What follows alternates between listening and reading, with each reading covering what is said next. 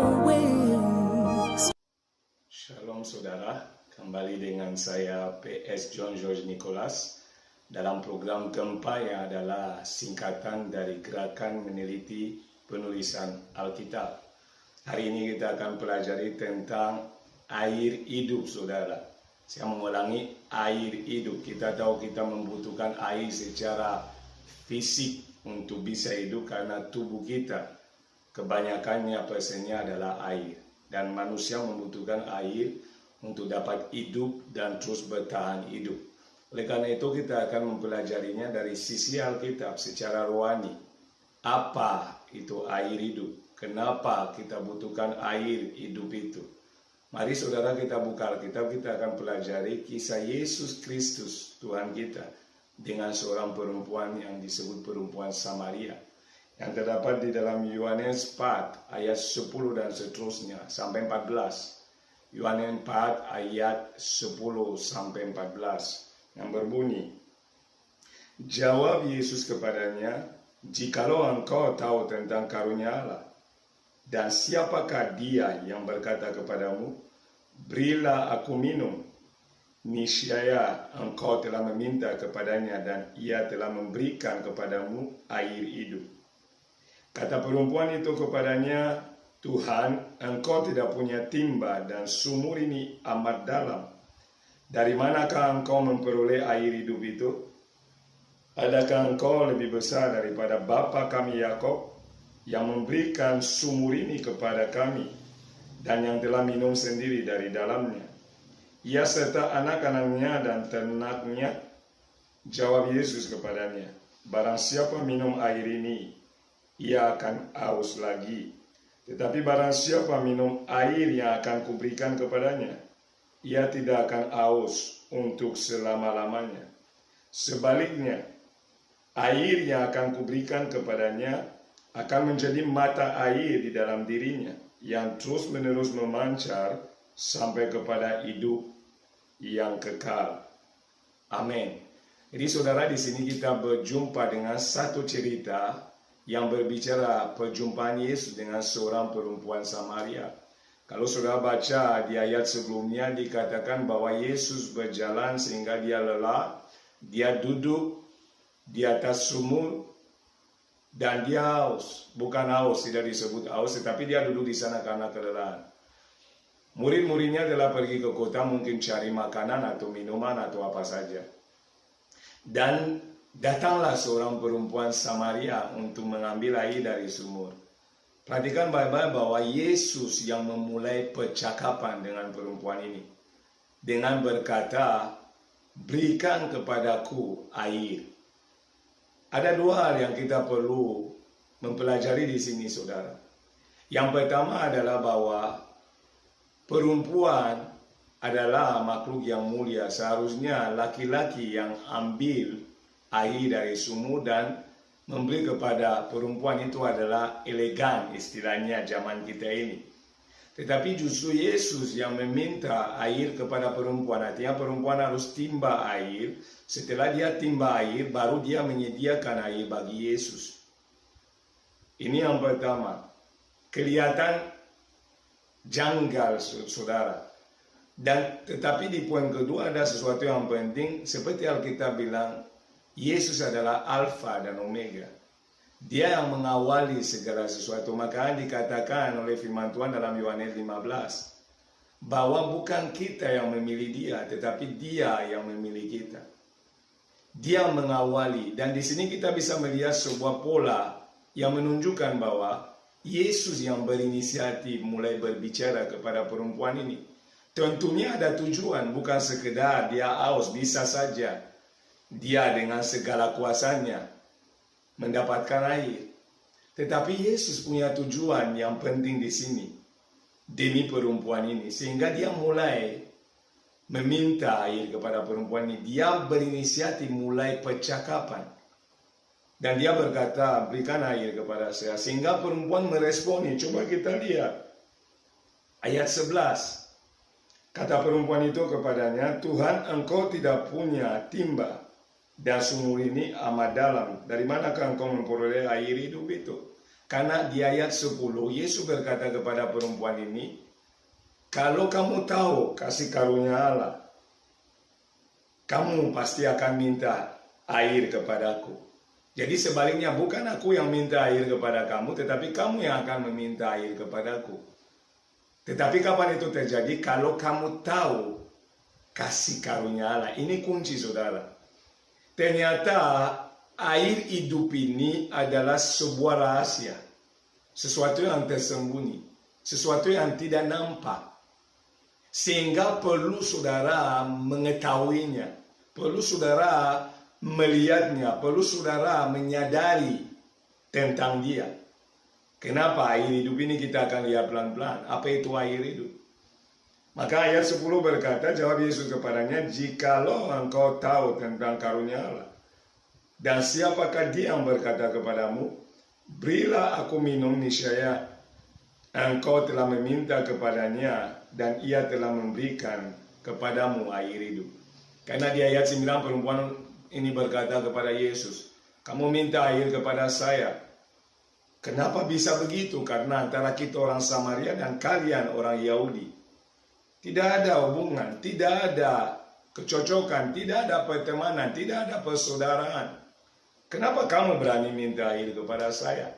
Bukankah itu sifat kita hari-hari ini? Kita sering melihat itu siapa yang minta, siapa, apa hubungan kita dengan dia, apa keuntungan untuk kita.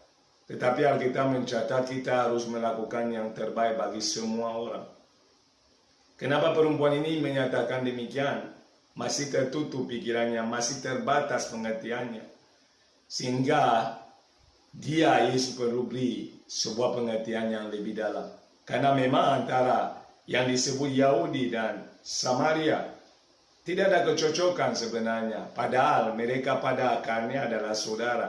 Tetapi karena orang Samaria menikah campur, dianggap mereka bukan orang Yahudi murni. Apalagi mereka buat tempat ibadah sendiri di Gunung Gerizim. Sehingga orang Israel, orang Yahudi menganggap bahwa mereka tidak lagi menyembah Allah yang benar. Sehingga jadi permusuhan satu dengan yang lain. Tetapi pada hakikatnya mereka adalah saudara-saudara. Mereka adalah punya hubungan yang dalam. Mereka punya akar yang sama, keturunan yang sama. Tetapi Yesus mulai membuka dan memberi paradigma baru kepada perempuan ini. Dengan berkata kepadanya bahwa jikalau engkau tahu kasih karunia Allah, kamu yang akan minta kepada saya air hidup itu. Kalau kamu tahu kasih karunia Allah, ini yang kita perlu gali saudara. Apa itu kasih karunia Allah? Rahasianya adalah air hidup itu. Maka kita lanjut untuk mengerti lebih dalam karena menarik saudara bagi saya.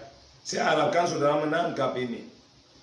Jadi ketika Yesus berkata kalau engkau tahu kasih karunia Allah, bukan aku yang minta air kepadamu, tetapi kamu yang pasti meminta air kepada saya.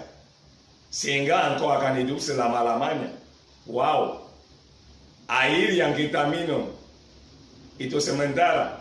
Kita minum dan kita haus lagi. Yesus berkata kepada perempuan ini, kalau air yang saya beri kepadamu kamu minum, kamu tidak akan haus lagi sampai selama-lamanya.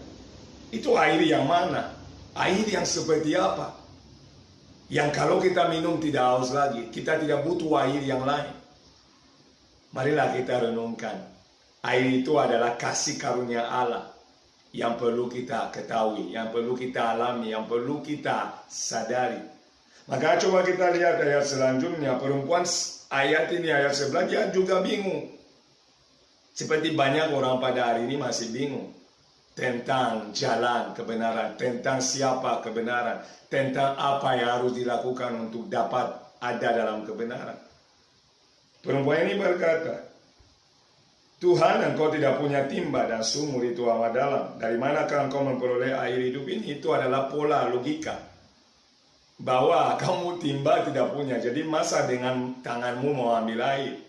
Dan sumur itu terlalu dalam sehingga perlu timba dengan tali yang dimasukkan ke dalam baru menerima air. Artinya ada kekuatan manusia, ada usaha manusia. Tetapi ingat baik-baik, kasih karunia Allah adalah sebuah pemberian.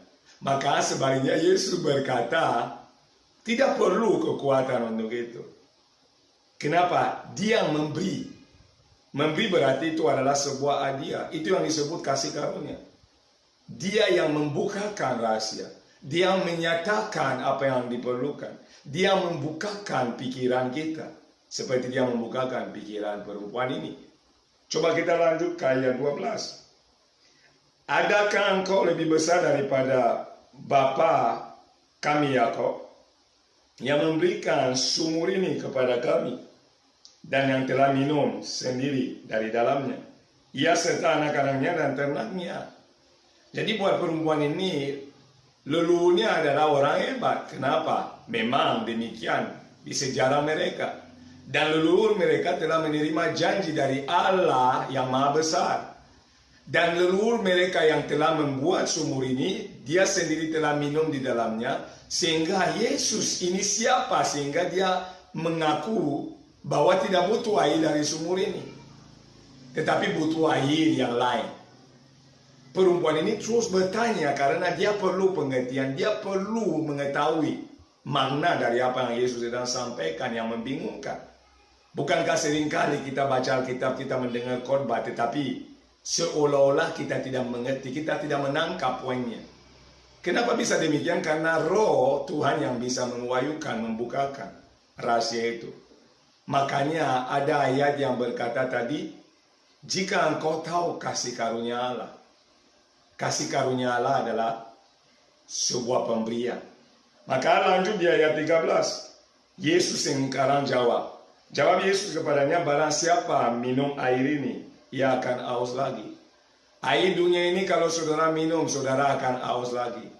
Saudara minum siang, sore sudah haus. Saudara minum malam, besok pagi sudah haus. Kenapa? Air dunia ini adalah air yang hanya memelihara fisik saudara, tubuh saudara, kesehatan fisik saudara. Tetapi tidak bisa membawa saudara kepada kehidupan yang sesungguhnya. Oleh karena itu saudara dan saya perlu air yang lain. Dan air yang lain itu disebut air hidup. Air di mana disebut kasih karunia Allah. Maka Yesus berkata kepada perempuan ini, kamu butuh air hidup dan bukan sekedar air sumur. Air yang rohani bukan sekedar air yang kita minum secara fisik. Maka dilanjutkan di ayat 14. Tetapi barang siapa minum air yang akan kuberikan kepadanya, ia tidak akan haus untuk selama-lamanya. Sebaliknya, air yang akan kuberikan kepadanya akan menjadi mata air di dalam dirinya, yang terus-menerus memancar sampai kepada hidup yang kekal. Sudah lihat, sampai kepada hidup yang kekal. Ternyata air hidup punya hubungan dengan hidup yang kekal. Ternyata air hidup punya hubungan dengan kekekalan. Ternyata air hidup adalah yang dibutuhkan semua orang. Dan air hidup itu datang dari Yesus. Dia yang adalah pemilik. Dia sendiri adalah air hidup, sehingga dia yang dapat memberi air itu kepada siapapun yang mau menerimanya. Barang siapapun yang mau percaya kepadanya. Barang siapapun yang merasa membutuhkan dia dan menerimanya, supaya alami nasib hidup yang kekal. Maka dia berkata kepada perempuan ini, jika aku memberi air itu, kamu akan minum dan tidak haus lagi.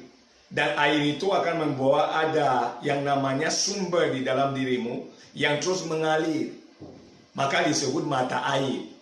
Mata air adalah pusat, adalah sumber. Sehingga dari situ akan mengalir air terus menerus. Karena semua berasal dari mata air. Dan di sanalah menuju kepada kekekalan. Artinya apa? Air minum membawa saudara. Air minum bukan dunia ini, tetapi air hidup. Yang adalah Yesus sendiri, yang adalah firman Allah. Ketika mendengar itu, merenungkannya, dan mendapat pewahyuan yang disebut tahu tentang rahasia Allah, saudara akan menuju dan masuk dalam yang namanya hidup yang kekal. Maka jangan meremehkan firman, jangan meremehkan penelitian, belajar, cari tahu. Sehingga saudara saya dibekali, dilengkapi, diwahyukan banyak hal oleh Roh Tuhan. Sehingga kita mengerti dan masuk lebih dalam rencana Allah. Dampaknya di mana saudara? Coba kita lihat ayat 15. Kata perempuan itu kepadanya, Tuhan berikanlah aku air itu, supaya aku tidak haus dan tidak usah datang lagi ke sini untuk menimba air. Perempuan itu mulai mengekspresikan kerinduannya untuk mendapatkan air ini. Maka orang yang mendengar tentang pribadi Yesus, tentang air hidup, tentang kebenaran, dan mulai haus akan kebenaran, mulai rindu tahu lebih, meresponi ajakan dari Sang Juru Selamat. Mereka sudah mendekat kepada pintu masuk kepada keselamatan yang kekal itu, hidup yang kekal. Maka kita lanjutkan, lihat ayat 16. Kata Yesus kepadanya, pergilah panggillah suamimu dan datang ke sini. Pergilah panggil suamimu dan datang ke sini. Yesus tidak memberi air kepada perempuan ini. Yesus tidak memberi apa-apa. Yesus hanya berbicara, pergilah dan panggillah suamimu. Kita tahu semua di kisah selanjutnya, ayat selanjutnya, perempuan ini bukan punya suami, tetapi sudah banyak laki-laki yang dia ganti-gantian. Dan Yesus tahu ini karena dia maha tahu memang. Dia adalah Tuhan. Coba kita lihat ayat 17. Kata perempuan itu, aku tidak mempunyai suami. Kata Yesus kepadanya, tepat katamu bahwa engkau tidak mempunyai suami. Jadi Yesus sudah tahu. 18, sebab engkau sudah mempunyai 5 suami, dan yang ada sekarang padamu bukanlah suamimu. Dan dalam hal ini engkau berkata benar. Jadi perempuan ini sudah punya 5 suami, dan yang ada sementara dengan dia bukan suaminya. Artinya dia itu dalam perzinahan. Orang yang tidak layak di mata Tuhan. Orang yang tidak berharga, yang seharusnya pun mati karena dosanya. Tetapi justru Yesus datang kepada orang seperti ini. Maka dia bilang dia datang bukan untuk orang benar, tetapi untuk orang berdosa. Dia tidak menghakimi perempuan ini, tetapi dia datang dengan tujuan menyediakan air hidup bagi dia, supaya perempuan ini bisa hidup dalam kebenaran dan dalam kekekalan. Ini penting saudara. Coba ayat 19. Kata perempuan ini kepadanya, Tuhan, nyata sekarang padaku bahwa engkau seorang nabi. Perempuan ini mulai ada perubahan pola pikir. Dia menyebut Yesus nabi. Artinya sesuatu yang lebih tinggi dari apa yang dia pikirkan tadi, karena nabi adalah utusan Allah. Dan karena Yesus tahu hal yang tersembunyi tentang suami-suami yang sudah dia miliki sebelumnya, dia berkata, sekarang nyata bahwa engkau adalah nabi. Jadi dia tidak anggap lagi orang Yahudi yang tadi musuh. Dia tidak anggap lagi, oh ini bukan baik kita bicara. Tidak, dia mulai terbuka matanya, terangi hatinya. Sehingga dia bilang, sekarang nyata bahwa engkau adalah nabi. Tetapi apakah berhenti di situ? Tentunya tidak. Ada yang lebih dalam lagi, saudara. Maka coba kita lihat ayat 20. Nenek moyang kami menyembah di atas gunung ini, tetapi kamu katakan bahwa Yerusalem tempat orang menyembah. Seperti tadi saya katakan, orang Yahudi menganggap harus beribadah di Yerusalem, di Bait Allah. Tetapi orang Samaria sudah buat tempat beribadah mereka sendiri di Gunung Gerizim. Sehingga ada 2 perbedaan, walaupun ibadahnya mirip-mirip, tetapi mereka di tempat berbeda. Dan untuk orang Yahudi itu adalah pelanggaran, karena tempat beribadah yang ditetapkan Allah adalah di Yerusalem. Maka ada pertentangan, maka perempuan ini mengingatkan hal itu. Sekarang kita lihat ayat 21. Kata Yesus kepadanya, percayalah kepadaku, hai perempuan, saatnya akan tiba bahwa kamu akan menyembah Bapa bukan di gunung ini dan bukan juga di Yerusalem. Kamu menyembah apa yang tidak kamu kenal, kami menyembah apa yang kami kenal. Sebab keselamatan datang dari bangsa Yahudi. Jadi Yesus berkata kepada perempuan ini, bukan lagi di Yerusalem, bukan lagi di Gunung Gerizim, bukan lagi di tempat tertentu, tetapi dimanapun orang yang akan mengenal Allah, yang akan mendapatkan air hidup, yang akan mengenal kebenaran, akan tahu bahwa Allah adalah Bapa, dia adalah Maha Adi dan bisa disembah dimanapun.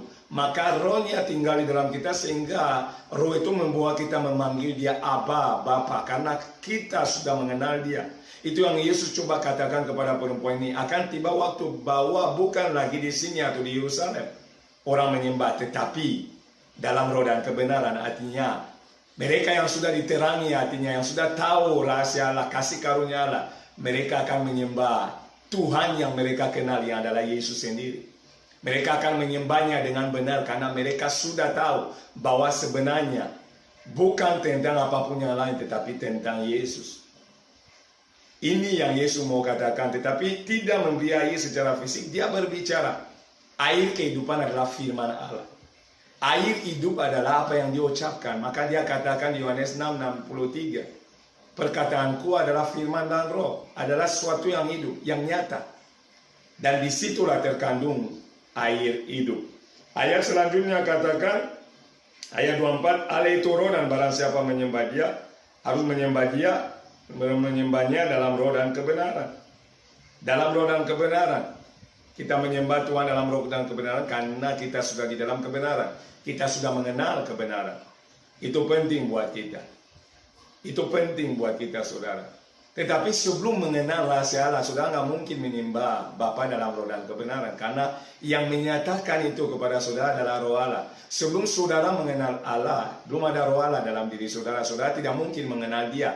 Karena dia belum memperkenalkan diri. Tetapi setelah dia memperkenalkan diri, oleh rohnya saudara akan tahu cara menyembah dia. Karena saudara sudah mengenal dia. Cara menyembah dia akan benar. Karena saudara tahu siapa Allah saudara. Dan kita hari ini tahu siapa Allah kita. Allah kita adalah Yesus Kristus Tuhan. Sehingga dalam kehidupan kita, kita bisa menyembah, memanggil namanya, memuji namanya. Karena sudah mengenal dia. Karena kita sudah dalam kebenaran. Karena kita sudah hidup dalam kebenaran. Ini penting saudara. Tetapi kapan itu akan terjadi? Ketika saudara menerima air hidup. Ketika saudara diterangi hatinya sehingga saudara tahu kasih karunia Allah. Kasih karunia Allah adalah Yesus Kristus Tuhan. Kasih karunia Allah adalah rahasia yang tersembunyi, firman yang diwahyukan. Sehingga saudara tahu bukan sekedar Yesus adalah Nabi, tetapi saudara akan tahu bahwa dia adalah Tuhan dan Juru Selamat saudara. Ini penting saudara, penting sekali. Tetapi kapan terjadi? Ketika saudara terima air kehidupan. Itu adalah anugerah, itu adalah pemberian. Sekarang coba saudara, kita lanjut. Di ayat berikutnya yang berkata begini, ayat 25.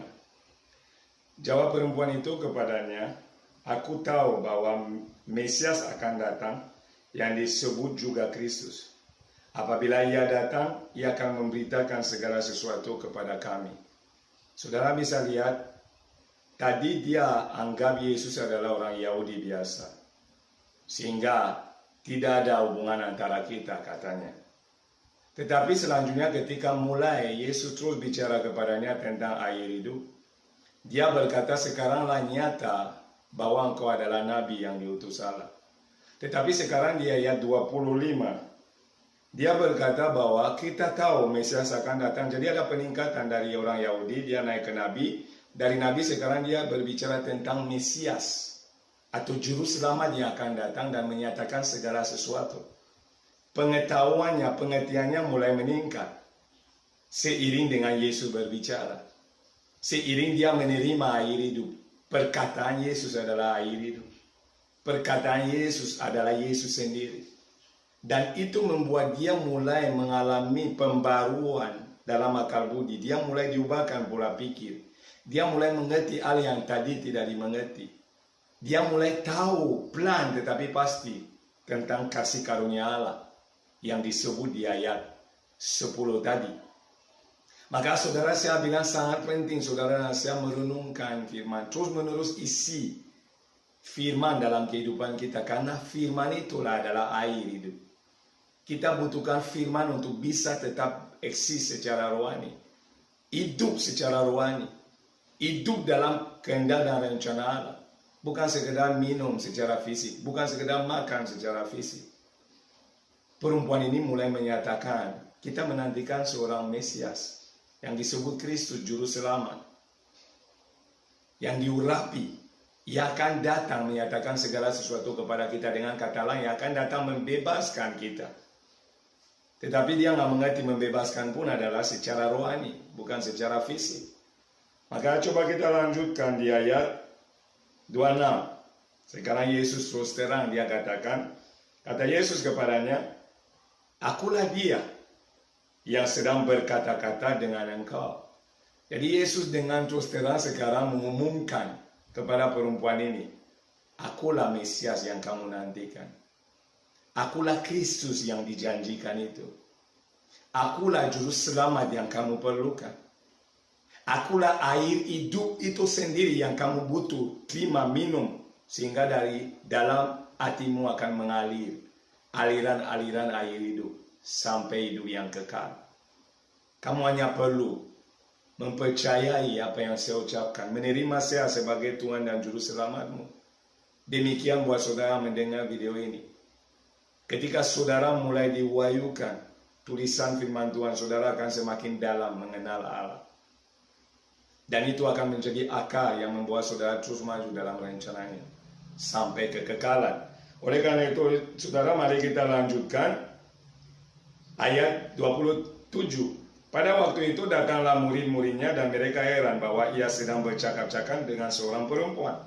Tetapi tidak seorang pun yang berkata, apa yang kau kehendaki atau apa yang kau percakapkan dengan dia. Murid-murid penasaran juga, tetapi ini bukan bagian penting yang kita mau bahas. Sekarang 28 kita lanjut ke perempuan ini.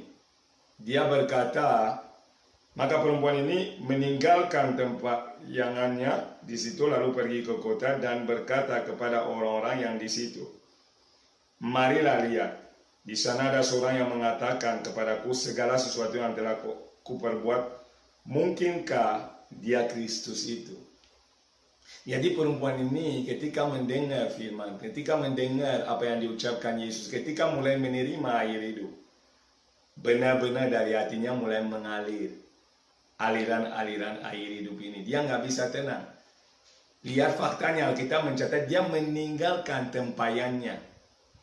Alat-alatnya dia tinggalkan, tidak penting lagi. Hilang juga dicuri, nggak masalah. Tapi karena ada gairah yang mulai timbul di hatinya, dia lari masuk dalam kota dan menceritakan, Alkitab sebut kepada semua orang bahwa dia mungkin telah menemukan Mesias. Kenapa? Dia tahu segala sesuatu. Itu yang dialami oleh orang yang sudah terima air hidup, saudara.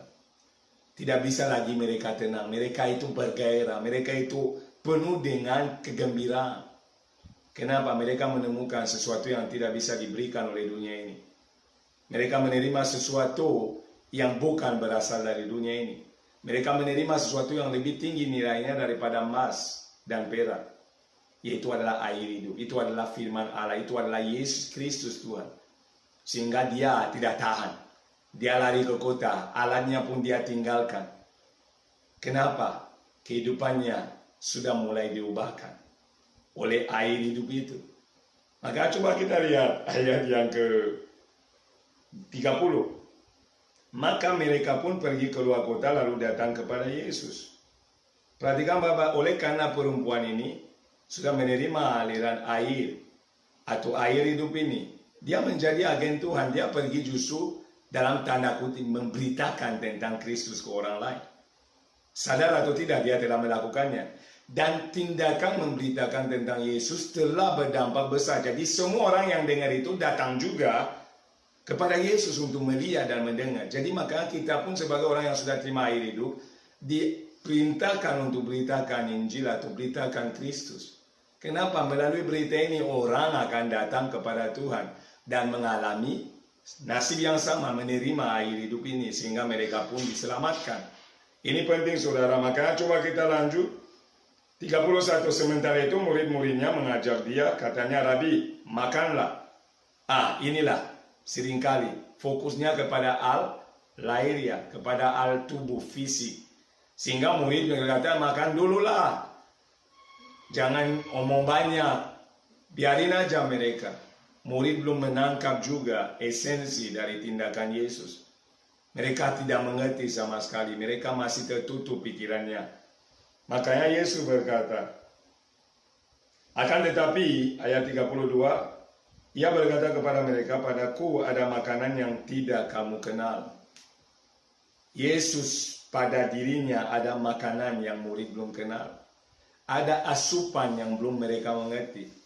Ada gizi yang mereka belum pahami. Itu adalah firman-Nya. Maka dia berkata, makan aja di sana, tetapi padaku ada makanan yang lain. Yang orang lain perlu makan, yang orang lain perlu minum. Supaya mereka memiliki hidup yang kekal. Itu adalah air hidup, itu adalah kasih karunia Allah, yang adalah dirinya sendiri yang perlu orang tahu supaya mereka diselamatkan. Ayat selanjutnya berkata 33, maka murid-murid itu berkata seorang kepada yang lain, adakah orang yang telah membawa sesuatu kepadanya untuk dimakan? Mereka masih mengerti secara fisik bahwa mungkin dia udah kenyang maka nggak mau makan.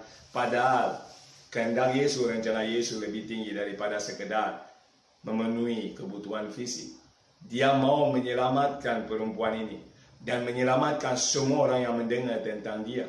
Maka Yesus mengalirkan, memberikan, menganugerahkan air hidup bagi mereka. Itu lebih utama. Maka dia datang di dunia untuk memberikan air hidup supaya orang diselamatkan.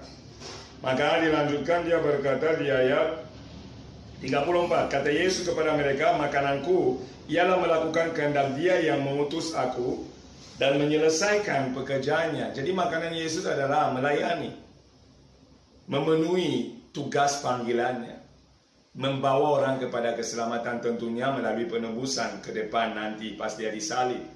Tetapi tugasnya adalah secara rohani memenuhi apa yang dikehendaki Allah, bukan sekedar memenuhi kebutuhan fisik. Makanya banyak orang bangga dengan kebutuhan fisik yang mereka terima, mobil baru, rumah baru, jabatan baru, apa saja yang sudah bisa sebut.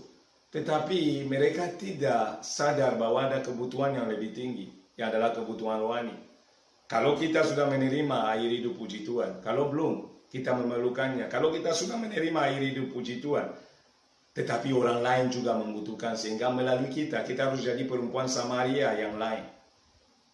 Di zaman dia menjadi Allah Tuhan. Hari ini kita adalah Allah Tuhan karena kita sudah menerima air hidup itu. Maka lakukanlah tugas kita, saudara, memberitakan Injil, memberitakan Yesus, menyaksikan Dia, sehingga orang lain juga datang kepadanya dan minum, sehingga mereka tidak haus lagi. Mereka sudah menerima yang terbaik, sehingga tidak butuh apapun yang lain selain Yesus. Maka kita lanjut, saudara, di ayat 35. Bukankah kamu mengatakan 4 bulan lagi tiba musim menuai, tetapi aku berkata kepadamu, lihatlah sekelilingmu dan pandanglah ladang-ladang yang sudah menguning dan matang untuk dituai. Jadi Yesus mulai menggambarkan kepada murid-muridnya bahwa sebenarnya tersedia di hadapan kita ladang yang kuning, yang sudah harus dituai. Orang-orang yang rindu, orang-orang yang haus banyak di luar sana, saudara. Mereka hanya menantikan berita baik ini, kabar baik ini, karena mereka memerlukannya. Mereka menantikan siapa yang bisa membebaskan dari hidup yang sia-sia ini. Siapa yang bisa membawa mereka mengalami apa yang mereka harapkannya adalah keselamatan. Mereka ada di sekitar kita, tetangga kita, keluarga kita. Orang yang berbeda keyakinan dengan kita. Mereka banyak, ada tidak jauh tetapi di sekitar kita. Tapi seringkali mata kita tertutup. Kenapa? Fokus kita bukan tentang hal rohani, tetapi tentang hal fisik. Fokus kita tentang memenuhi kesenangan daging kita, bukan tentang menyenangkan hati Tuhan. Sehingga seringkali yang terjadi, kita tidak melihat apa yang Tuhan melihat, apa yang Tuhan rindu kita melihat, yaitu jiwa-jiwa yang di sekitar kita. Kita tidak bekerja sebagai agen yang membawa orang kepada keselamatan yang sudah kita terima. Itu harus direnungkan kembali. Kalau benar-benar kita sudah menerima air hidup itu, saudara. Maka kita lanjutkan di ayat 36. Sekarang juga penuai telah menerima upahnya, dan ia mengumpulkan buah untuk hidup yang kekal. Sehingga penabur dan penuai sama-sama bersukacita. Jadi penuai itu datang dan dia bersukacita. Dia mengumpulkan jiwa-jiwa. Penuai itu Yesus. Dan kita seharusnya sama, saudara. Untuk hidup yang kekal, dia tekankan lagi. Artinya itu perkara rohani. Tidak berhenti di perkara fisik. Dia adalah utama rohaninya. Kita harus sama, saudara. Pentingkan jiwa-jiwa. Maka minum itu adalah hal yang kita butuhkan. Tetapi di atasnya ada makanan yang lebih besar. Ada air yang bawa orang kepada hidup yang kekal. Yaitu adalah firman Allah. Itu adalah berita Injil tentang Yesus Kristus. Itulah yang dibutuhkan oleh orang. Kalau kita sudah menerimanya, bagikan juga bagi mereka. Kalau kita sudah menerimanya, biarlah dia mengalir sebagai aliran air hidup. Dan memuaskan orang yang dahaga, orang yang haus dan lapar. Orang yang cari, yang bimbang dan ragu. Mereka butuhkan itu, saudara. Ayat 37, sebab dalam hal ini benarlah peribahasa. Yang seorang menabur dan yang lain menuai. Ayat 38, aku memutus kamu untuk menuai apa yang tidak kamu usahakan. Oke, kita loncat bagian ini. Yesus mau membuka mata juga murid, supaya mereka mengerti bahwa mereka ada tanggung jawab, ada tugas yang mereka perlu kerjakan. Bukan sekedar fokus ke hal-hal sementara. Kita loncat, saya fokus kepada perempuan ini. Ayat 39. Dan banyak orang Samaria dari kota itu telah menjadi percaya kepadanya karena perkataan perempuan itu. Saya berhenti dulu di sini. Banyak orang Samaria dari kota itu telah percaya kepada dia, kepada Yesus oleh karena perempuan ini. Jadi mereka telah mendengar firman yang diucapkan oleh perempuan ini, kesaksian yang diutarakan oleh perempuan ini. Mereka datang untuk berjumpa dengan Yesus dan akhirnya mereka percaya kepadanya. Kenapa bisa begitu? Perempuan yang sudah diterangi hatinya, yang sudah mengerti tentang kasih karunia Allah. Dia haus dan lapar, dia turun ke kota dan memberitakan tentang dia. Dan oleh karena dia sebagai alat, sebagai perantara, Tuhan telah menarik mereka kepada Tuhan. Sehingga mereka percaya. Mereka pun menerima air hidup itu melalui perempuan yang lebih dulu telah menerimanya. Apa itu air hidup? Adalah firman yang Yesus ucapkan. Itu adalah pewahyuan yang Roh Kudus berikan. Itu adalah tentang Sang Juru Selamat. Itu adalah tentang Yesus Kristus Tuhan yang diperlukan oleh orang di dunia ini. Sehingga mereka percaya, maka iman timbul dari pendengaran dan pendengaran akan firman Kristus. Kalau kita mau orang mengalami keselamatan dan kekekalan, mereka butuh percaya. Dan kalau kita mau mereka percaya, kita butuh memberitakan Injil, kabar baik. Dan itu kalau terjadi, mereka masuk dalam rencana Allah yang menuju kepada kekekalan bersama dengan Tuhan kita. Ayat 40. Ketika orang-orang Samaria itu sampai kepada Yesus, mereka meminta kepadanya supaya ia tinggal pada mereka, dan ia pun tinggal di situ 2 hari lamanya. Bayangkan. Jadi mereka tidak mau biarin lagi Yesus pergi. Itu adalah ciri orang yang sudah dapat air. Mereka menahan hadirat Tuhan. Mereka rindu lebih lagi. Mereka tidak mau cepat-cepat hilang. No. Mereka mau Yesus tetap di sana. Kalau kita hari ini, kita harus mau Yesus tetap di hati kita selama-lamanya. Jangan ada yang meninggalkan iman. Kalau sudah percaya, sudah mengecap kasih karunia Allah, jangan ada yang meninggalkan iman kepada Yesus. Masalah boleh datang banyak, tetapi ingat itu adalah yang terbaik. Yang tidak bisa dibeli dengan uang, yang tidak bisa dibeli dengan apapun. Perak dan emas tidak. Itu adalah kasih karunia yang perlu kita pertahankan. Ayat 41. Dan lebih banyak lagi orang yang menjadi percaya karena perkataannya. Jadi ketika Yesus tinggal, ternyata dampaknya lebih luas lagi. Orang semakin banyak percaya kepada Yesus dan mengalami terang abadi dan keselamatan itu. Jadi semakin lama ada hadirat Tuhan, semakin banyak orang dimenangkan. Semakin banyak saudara memberitakan tentang dia, semakin banyak orang yang datang kepadanya. Semakin banyak saudara menyaksikan tentang Yesus, semakin banyak orang percaya kepadanya. Dan semakin banyak orang percaya kepadanya, semakin banyak orang diselamatkan. Itulah goal dari air hidup ini. Air hidup bukan benda, bukan sesuatu, itu adalah seseorang. Itu adalah Yesus Kristus Tuhan. Itu adalah Juru Selamat, itu adalah Kristus, itu adalah Mesias, itu adalah Raja segala Raja. Maka saudara jangan mengabaikan apa yang firman Tuhan katakan. Jangan mengabaikan apa yang diwahyukan. Tetapi itu bisa kalau saudara merenungkan, meneliti. Sehingga oleh anugerah Tuhan, Roh Tuhan akan memberitahu, akan mewahyukan, membukakan buat kita. Maka saudara lihat ayat terakhir 42. Dan mereka berkata kepada perempuan itu, kami percaya, tetapi bukan lagi karena apa yang kau katakan, sebab kami sendiri telah mendengar dia dan kami tahu bahwa dialah benar-benar juru selamat dunia. Ini kunci. Orang-orang ini berkata kepada perempuan, bukan lagi karena omonganmu, bukan. Tetapi kita sendiri telah mendengar dari dia. Sehingga hari ini kita tahu, perhatikan kata tahu. kita sudah sadar, sudah dibukakan juga kasih karunia Allah itu, sehingga kita tahu inilah juru selamat dunia, bukan juru selamat orang Yahudi, bukan juru selamat orang Samaria, bukan juru selamat orang Indonesia, bukan juru selamat orang Afrika, bukan juru selamat orang Amerika, tapi juru selamat dunia ini. Dari mana? Dari apa yang mereka dengar, dari apa yang mereka terima adalah firman Tuhan sendiri, air hidup itu, pribadi Yesus. Sehingga mereka masuk dalam rencana Tuhan. Mereka pasti mengalami kekekalan. Kenapa saudara? Kita katakan roh Tuhan akan menyatakan kepada kita seluruh kebenaran, mengajarkannya. Dan roh itu telah membukakan hati mereka sehingga mereka mengerti Yesus itu juru selamat dunia. Dialah Mesias, dialah Kristus, dialah Tuhan. Ini penting. Perempuan ini mulai dengan kamu orang Yahudi, saya orang Samaria. Kedua, dia naik ketika pengertian mulai muncul karena pengucapan kata Yesus terus menerus. Karunia Allah terbuka baginya, dia mulai tahu, dia katakan engkaulah nabi yang diutus oleh Allah.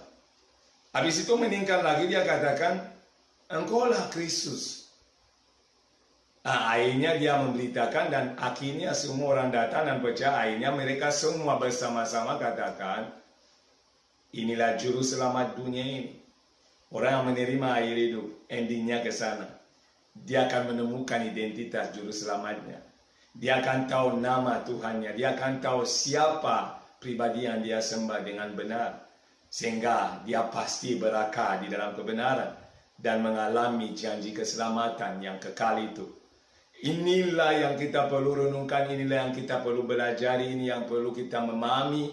Sehingga saudara, kita menjadi orang Kristen yang penuh gairah, yang penuh dengan semangat, yang penuh dengan sukacita. Dan yang giat memberitakan tentang Yesus. Kenapa? Kita tahu dunia membutuhkan dia. Air hidup itu.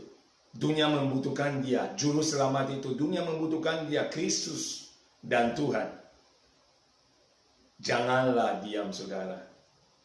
Ladang itu menguning di sekitar kita. Orang membutuhkan pertolongan di sekitar kita. Orang butuh bukan sekedar diberi uang di kondisi virus corona. Bukan hanya diberi sembako. Itu penting buat mereka untuk bisa bertahan hidup secara fisik. Tetapi secara rohani pun. Mereka lebih butuh lagi yang namanya firman Tuhan. Kesaksian tentang Yesus. Injil keselamatan. Sehingga mereka mengalami nasib yang sama dengan kita. Maka saudara, lakukanlah bagian kita, sebab Tuhan sudah melakukan bagiannya bagi kita semua. Kita sudah menerima keselamatan melalui kasih karunia Tuhan. Melalui iman yang dibukakan kepada kita tentang Yesus. Sehingga kita hari ini harus seperti perempuan Samaria juga melangkah.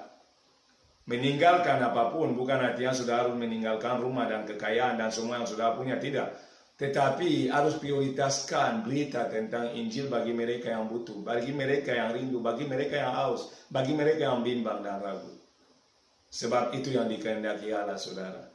Dan Yesus sendiri adalah air hidup itu. Yesus sendiri adalah sumber itu yang membawa mengalir aliran-aliran air hidup di dalam hati kita.